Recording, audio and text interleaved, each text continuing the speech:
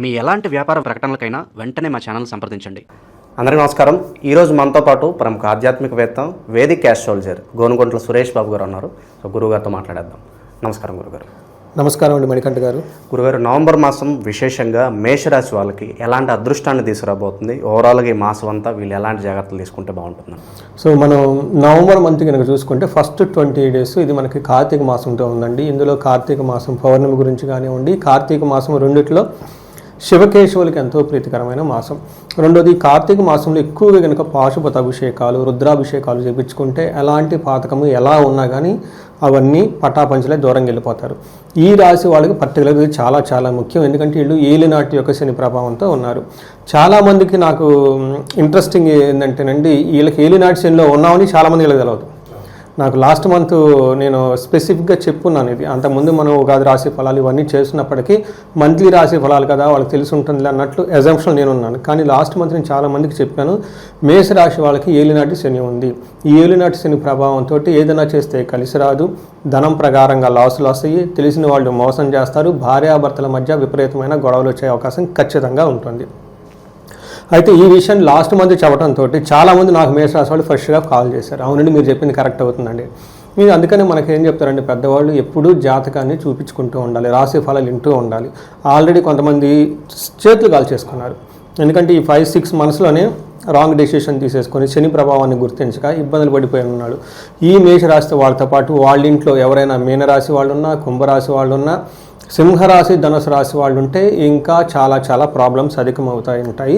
ఖచ్చితంగా ఈ రాశి వాళ్ళు వాళ్ళ జాతకాన్ని చూపించుకోవాలి, ఇంట్లో వాళ్ళ ఫ్యామిలీ మెంబర్స్ జాతకాలు కూడా చూపించుకోవాలి. ఎవరైనా కనుక సీనియర్ పొజిషన్లో ఉన్న, మిడ్ లెవెల్ మేనేజర్లో ఉన్న, ఫారిన్ లెవెల్ సెటిల్ ఎన్ఆర్ఐలు ఉన్న, వాళ్ళ ఇంట్లో ఈ కాంబినేషన్ ఉన్న రిస్క్ తీసుకోకుండా, ఓకే, చాలామందికి ఆల్రెడీ భార్యాభర్తల మధ్య గొడవలు రావటం, కొంతమంది డైవర్స్ దాకా వెళ్ళిపోవటము, అప్పటిదాకా బాగున్నారు, అప్పటిదాకా చాలా చక్కగా ఉన్నారు, సడన్గా క్రాస్ రిలేషన్షిప్స్ రావటం, థర్డ్ వ్యక్తి వీళ్ళ మధ్యలోకి రావటం, వీళ్ళ మధ్య గొడవలు రావటం, ఇవి చాలామందికి జరిగేసి ఆల్రెడీ బిజినెస్ పీపుల్ అయితే ఆ స్పీడ్లో వెళ్ళిపోయారు, కానీ బ్రేక్ పడిపోయింది. ఇప్పుడు తిరిగి చూసుకుంటే ప్రాబ్లమ్స్ ఫేస్ చేస్తున్నారు. నా వీడియో చూసి అయ్యో మాకు ఏలినాటి శని ఉందని తెలియదండి, ఇప్పుడు తెలుసుకున్నాము, ఇలా ఉన్నారు. అందుకని ఈ రాశి వాళ్ళకి ఏలినాటి శని రాబోయే 7 సంవత్సరాలు ఉంటుంది కాబట్టి ప్రతిసారి చెప్పడం చాలా ఇంపార్టెంట్ నాకు అనిపించి ఈ మంత్ కూడా నేను మళ్ళీ రిపీట్ చేసి చెప్తున్నాను. ఈ రాశి వాళ్ళకి ఏలినాటి శని ప్రభావంతో ఉన్నారు.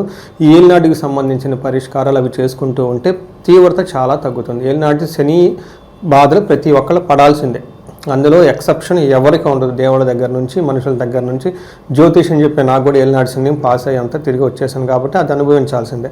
అయితే మనం చేయాల్సిందల్లా ఏంటంటేనండి, పరిహారాలు చక్కగా చేసుకొని ఆ శని ప్రభావం ఉండటం వల్ల ఆ శనికి తగిన విధంగా మనం ఉండాలి. ఆయనకి ఏం చేస్తే నచ్చుతుంది, ఏం చేస్తే నచ్చదు, ఇవి ముందు పరిహారాలు చేసుకుంటే చక్కగా ఉంటుంది. అందులోని మేషరాశి వాళ్ళు నవంబర్ మంత్ ఇంకా క్రిటికల్ మంత్, చాలా క్రిటికల్ మంత్. చాలా గ్రహాలు వీళ్ళకి అనుకూలంగా లేవు. ఇప్పటిదాకా మనం ఏలినాటి శని గురించి మాట్లాడుకున్నా కానీ మిగతా గ్రహాలు చూసుకుంటే సూర్యుడు, తర్వాత శుక్రుడు, కుజుడు, బుధుడు, ఈ 4 గ్రహాలు దాదాపు ఈవెన్ గురుడు కూడాను వాళ్ళకి మారారండి. ఒక ప్రొఫెషన్లో కొంచెం బాగుంటుంది తప్ప మిగతా వ్యవహారాల్లో చాలా ఇబ్బంది పడే అవకాశం ఎక్కువగా ఉంటుంది. ఇది గమనించుకొని చాలా జాగ్రత్తగా మనం లాస్ట్లో పరిహారాలు కూడా చెప్దాము. ఇండివిజువల్గా ఇంకా ఎవరైనా కనుక ప్రాబ్లమ్స్ ఫేస్ చేసుకుంటే ఎక్కువగా టైం వేస్ట్ చేసుకోకుండా ఇమ్మీడియట్గా కాల్ చేసి ఒకసారి జాతకం చూపించుకొని తగు పరిహారాలు చేసుకుంటే బాగుంటుంది. కొంతమంది లేని ఆర్థికంగా అంటే అది వేరే విషయం. మనం ఎన్ఆర్ఐ ఒక జాబ్ చేసాం 5 years 6 months, మన ఏజ్ 35-40 ఉంటుంది అనుకుంటూ చెప్తున్నాను. ఈ ఏజ్లో ఉన్న వాళ్ళకి ఆల్రెడీ ఎస్టాబ్లిష్డ్ కదండి, రెస్పాన్సిబిలిటీస్ ఎక్కువ ఉంటుంది. భార్య దగ్గర నుంచి, పిల్లల దగ్గర నుంచి, తల్లిదండ్రుల దగ్గర నుంచి, వాళ్ళు మేనేజర్ లెవెల్ అయ్యి ఉంటారు. చాలా ప్రెషర్ ఎక్కువ ఉంటుంది, చాలా సెన్సిటివ్ ఏజ్. ఇలాంటి వాళ్ళైతే ఖచ్చితంగా చేసుకోవటం, ఆ ప్రభావాన్ని తగ్గించుకొని ముందుకెళ్ళటం చాలా ముఖ్యం. మేషరాశి కనుక మనం చూసుకుంటే ఇందులో అశ్విని, భరణి, కృతిక 3 నక్షత్రాలు ఇందులోనే ఉంటాయి. కృతిక ఫస్ట్ పాదం వాళ్ళంతా ఇందులో ఉంటారు. పేరు బలం కనుక మనం చూసుకుంటే వీళ్ళకి చూ, చే, చో, లా, లీ, లూ, లే, ఆ అన్న లెటర్స్ అంతా కూడా మనకి ఇందులో ఉంటారు. ఈ మంత్ ఏమవుతుందంటేనండి, అక్టోబర్ మంత్ లాస్ట్ వారంలో 2 గ్రహాలు, మనకి నవంబర్ మంత్లో ఒక 2 గ్రహాలు, తర్వాత గురువు, ఈ 5 గ్రహాలు మారటంతో చాలా చేంజెస్ మేషరాశి వాళ్ళకు ఉంటాయి. అవేంటో మనం చూద్దాం. ఫస్ట్ చేంజ్, గురువు గ్రహం మారటం వల్ల వీళ్ళకి ప్రొఫెషనల్ మ్యాటర్స్లో కొంచెం ఊరట ఉంటుంది, బిజినెస్లో కొంచెం బాగుంటుంది, శుభదృష్టి ఉండటంతో అంతకుముందు ఉన్న ప్రాబ్లమ్స్ పోయి కొంచెం హ్యాపీగా ఉంటుంది. బట్ మిగతా విషయాల్లో వీళ్ళకి చాలా ప్రాబ్లం ఉంటుంది.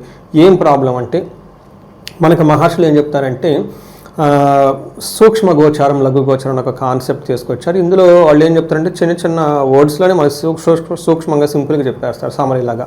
వీళ్ళకి ఏం చెప్తారంటే పీడ మృతిం యువతి జనబాధ ప్లస్ పుత్ర అర్ధ లాభమాత్ అని చెప్తారు. అంటే ఈ మాసంలో వీళ్ళకి శారీరకంగా అలసటగా ఉండి చాలా హెల్త్ కాంప్లికేషన్స్ వస్తాయి.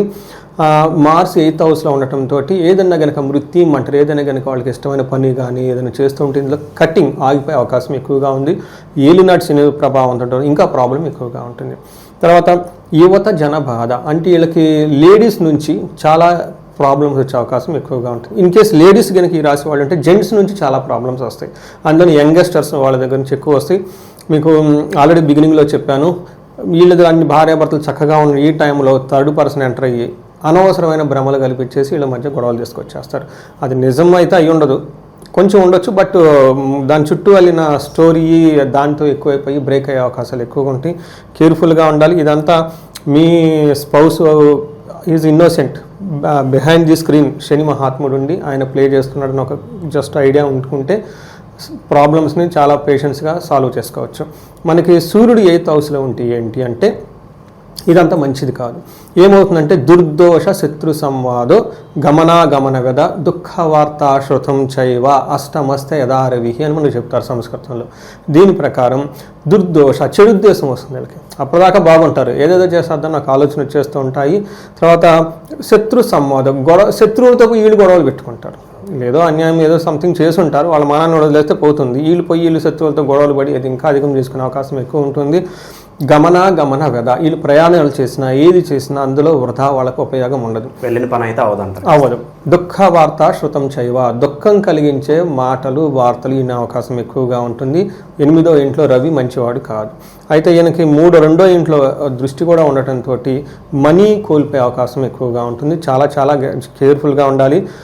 ధనం ఉన్నంత వరకు ధనం మీ దగ్గర లాగేసే వాళ్ళు మీ చుట్టూ వంగి 100 సార్లు దండాలు పెట్టి మీకు మిమ్మల్ని ఆకాశానికి ఎత్తేసేవాళ్ళు ఉంటారు. ఒకసారి ధనం మీ చేయకపోయిన తర్వాత అక్కడ ఏంజల్స్ గోస్టులు ఉంటాయి, మిమ్మల్ని ఎత్తేసిన వాళ్ళు కాస్త తొక్కేస్తారు. అందుకని చెప్పేసి అది అవకాశం అని మీరు అనుకోవచ్చు, లేదంటే అది మీ మీద ఒక కుట్ర పన్నాగు అని కూడా అనుకోవచ్చు, తెలవదు అది లోనికి వెళ్ళేవారు. అందుకని ఈ మంత్ అలాంటి ఏమీ చేయకుండా పోస్ట్పోన్ చేసుకుంటే చాలా మంచిది. కుజుడు వచ్చేటప్పటికి వీళ్ళకి మళ్ళీ 8th హౌస్లోనే ఉన్నాడండి. కుజుడు కూడాను మంచిది కాదు. 8th హౌస్లో కుజుడు ఉండటం వల్ల ప్రవాస కార్యహాని సాత్ కసారోగ పీడనం స్థాననాశనం రుణచ్ఛేద అష్టమస్తేత్ భవేత్ ధారాసుతే అని చెప్తారు. అంటే వీళ్ళకి ప్రవాస అంటే దూరం వెళ్ళిపోయేసి ఫారిన్ అంటే మనకి ఏమని చెప్తారు, జాబ్ నిమిత్తం దూరం వెళ్ళిపోయి అక్కడ వర్క్ చేయడం ఎక్కువ అవకాశం ఉంటుంది. ఈయనకు లవ్, రొమాన్స్, ప్లేజర్స్ ప్రతి ఒక్కరికి కావాలి కదా. వీళ్ళకి ఏముందంటే ఇలాంటి విషయాల్లో గొడవలు వచ్చే అవకాశం ఎక్కువగా ఉంటుంది. మనకేం చెప్తారంటే కోపస్తద భీతి సర్వదా క్లేశ జీవనం అని చెప్తారు. అంతేకాకుండా స్త్రీ జాడ్య మేహరోగాది భృగో సప్తమిగే ఫల అని చెప్తుంటారు. 7వ ఇంట్లో కనుక శుక్రుడు ఉంటే ఏమవుతుందంటే ఎప్పుడు కోపం పడే అవకాశం ఎక్కువగా ఉంటుంది, భయంగా కొలిపే అవకాశం ఎక్కువగా ఉంటుంది. కొంచెం లేడీస్కి సంబంధించిన విషయాల్లో అనవసరమైన మిస్అండర్స్టాండింగ్లు వచ్చి గొడవలు వచ్చే అవకాశం ఎక్కువగా ఉంటుంది. ఇన్ కేస్ లేడీస్ అయితే జెంట్స్ ద్వారా పర్టికులర్గా యంగ్ పీపుల్ ద్వారా వీళ్ళకి ప్రాబ్లమ్స్ వచ్చే అవకాశం ఎక్కువగా ఉంటుంది. కానీ ఓవరాల్గా లవ్, రొమాన్స్ విషయంలో శుక్రుడు అనుకూలతనిస్తూనే ఉంటారు. మనం ఇది మనకి ప్లానెట్ పొజిషన్ బట్టి చూసుకుంటే బుధుడు యోగ్యతను ఇస్తూ ఉన్నాడు, గురువు వచ్చేటప్పటికి ప్రొఫెషన్లో సేఫ్టీని ఇస్తూ ఉన్నారనమాట. కానీ ఒక మంచి ఏంటంటేనండి ధన ప్రవాహం ఉంటుంది, కొంచెం సక్సెస్ కూడా వస్తుంది ధనానికి సంబంధించిన మ్యాటర్లో. తర్వాత మోస్ట్ ఇంపార్టెంట్ శుక్రుడు అండి, పనిలో ఆటంకాలు కలిగే అవకాశం ఎక్కువగా ఉంటుంది. విపరీతంగా దగ్గు వస్తుంది అనమాట. వీళ్ళకి చాలా హెల్త్ వీళ్ళకి చేతిలో ఉండదు, అవుట్ ఆఫ్ కంట్రోల్లో ఉంటుంది. స్థాన నాశనం, వీళ్ళకి డీప్రమోషన్స్ వచ్చే అవకాశం, ప్రాజెక్ట్స్ కోల్పోయే అవకాశము. పర్టికులర్గా ఎన్ఆర్ఐలు ఎవరైతే వీళ్ళకి మెయిన్గా వాళ్ళకి జాబ్ పర్పస్ని వెళ్తారు కాబట్టి అది చాలా ఇంపార్టెంట్. ఈ టైంలో ప్రాజెక్ట్ అయిపోవటం, ప్రాజెక్ట్లో అనుకూలంగా లేకపోవటము, వీటికి సంబంధించి ప్రాబ్లం ఉంటుంది. దీనితో పాటు స్పౌస్ లేదంటే girl friend or boy friend నుంచి ప్రాబ్లమ్స్ వచ్చే అవకాశం ఎక్కువగా ఉంటుంది. వీటికి అప్పులు బాధ చేసి ఏమైనా ఉంటే వాటి ద్వారా విపరీతంగా ప్రాబ్లమ్స్ వచ్చే అవకాశం ఉంటుంది. గురుగారు, విశేషంగా ఈ రాశిలో ఏ నక్షత్రాలు వాళ్ళకు ఉంటాయి, వాళ్ళకి ఈ నెల స్పెసిఫిక్గా ఎలా ఉండబోతుంది? సో నక్షత్రాలు అశ్విని, భరణి, కృతిక 3 నక్షత్రాలు ఇందులో ఉంటాయి. ఇందులో మనకి అంగగోచారం అనే ఒక కాన్సెప్ట్ ఉంటుంది. ఇందులో కొంచెం మనకు ఒక బ్రాడ్ ఐడియా ఉంటుంది నక్షత్రం వైజ్ ఎలా ఉంటుంది అనేది. దీని ప్రకారం కనుక చూసుకుంటే అశ్విని, భరణి, కృతిక 3 నక్షత్రాలకి కామన్గా ఉంది ఏంటండి, ధన ప్రవాహం ఆగిపోయి ధనానికి చాలా ఇబ్బంది పడతారు. దీనికి మనకి దరిద్రం అని చెప్తూ ఉంటారు. నెక్స్ట్ రోగము, హెల్త్ కాంప్లికేషన్స్ కూడా ఉంటుంది.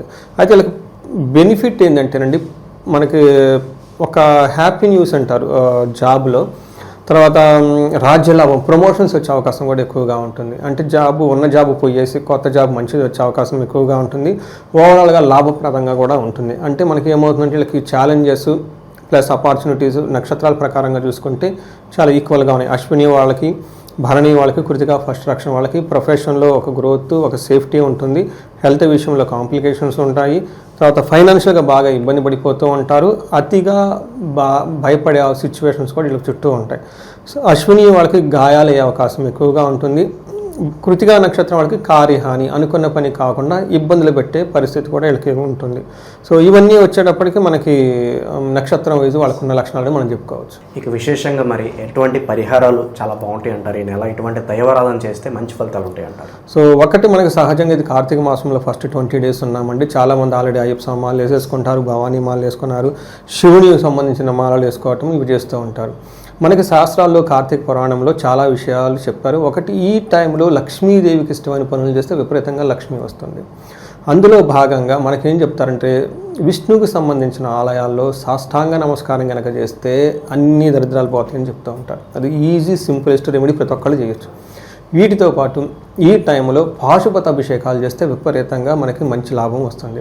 ఒకటి, కుబేరు పాశుపత అభిషేకం. ధనానికి కనుక ఎవరైనా కనుక ఇబ్బందులు పడుతూ ఉంటే కుబేరు పాశుపత అభిషేకం, లేదంటే స్వర్ణలక్ష్మి విశేష హోమం అని మేము చేస్తూ ఉంటాం. చాలామందికి బిజినెస్ పీపుల్, ఎవరు ఎన్ఆర్ఐలు వీళ్ళంతా మంది ఆల్రెడీ ఒక ఫ్లోలో ఉండి ఆగిపోయినప్పుడు స్వర్ణలక్ష్మి విశేష హోమం అని ఉంటుంది. 3 days ఉంటుంది. దాదాపు 35 మంది దాకా, ఒక 4 వేద పండితులు, ఒక 35 మంది పురోహితం చేసే బ్రాహ్మణులు వీళ్ళందరూ కలిసేసి 3 days ఒక విశేష హోమం అమ్మవారి కలువు పొడితో చేస్తాం అనమాట. ఇది బాగా వాళ్ళకి యోగ్యతని ఇస్తుంది. ఇవి కాకుండా భార్యాభర్తల మధ్య అన్యోన్యంగా ఉండటానికి అన్యోన్య దాంపత్య పాశుపత అభిషేకము, లేదా వాళ్ళు కనుక జాతకాలు ఇండివిజువల్గా చెక్ చేసుకొని ఎక్కడైనా కనుక కెరీర్ మధ్యలో ఆగిపోయి ఉంటే, పర్టికులర్గా 35 to 45 years మధ్యలో ఫారిన్లో సెటిల్ ఉన్న వాళ్ళకి నేను చాలా ఎక్కువగా రీసెర్చ్ చేసి, ఎందుకంటే వాళ్ళకి ఫారిన్ వెళ్ళటానికి కారకుడు రాహు ఉండటం వల్ల, అలానే ఈ రాహు వల్ల కాలసర్ప దోషాలు ఇవన్నీ వాళ్ళకి వచ్చేస్తుంది. ఇన్ కేసు ఉండి ఎక్కడైనా కనుక స్ట్రక్ అయ్యి ఉంటే వాళ్ళకి మన్యు పాశుపత అభిషేకం కొన్ని రీసెర్చ్ ఓరియంటెడ్గా, అంటే రీసెర్చ్ అనకూడదు మనం ఆధ్యాత్మికతలో, బట్ ఆ టర్మ్ మనం ఒకటి చూసుకొని వాళ్ళు చేయటం ఎక్కువగా జరుగుతూ ఉంటుంది. శని యొక్క ప్రభావం వీళ్ళ మీద ఎక్కువగా ఉండటానికి సంబంధించి శనికి సంపూర్ణ శాంతి పూజలు, శని పాశుపత అభిషేకం గుళ్ళల్లో చేయించుకోవాలి. ఇది కనుక ఇది ఇంట్లో చేయరు, ఇది శనికి సంబంధించింది. చేయించుకుంటే చక్కగా ఉంటుంది. వీటితో పాటు శనికి తైలాభిషేకం, హనుమాన్ చాలీసా రెగ్యులర్గా చదువుతాం, శని పిప్పలాద స్తోత్రం, చాలా సింపుల్ స్తోత్రం, ఉదయం సాయంత్రం చదువుతూ ఉంటే చాలా వరకు శని బాధల నుంచి ఉపశమనం వచ్చి ఆర్థికంగా ముందుకెళ్ళే అవకాశం ఎక్కువగా ఉంటుంది. ఓవరాల్గా ఈ నవంబర్ మాసంలో మేషరాశి వారి పరిస్థితి ఏ విధంగా ఉండబోతుందో అద్భుతంగా వివరించారు. ధన్యవాదాలు సార్. ధన్యవాదాలు.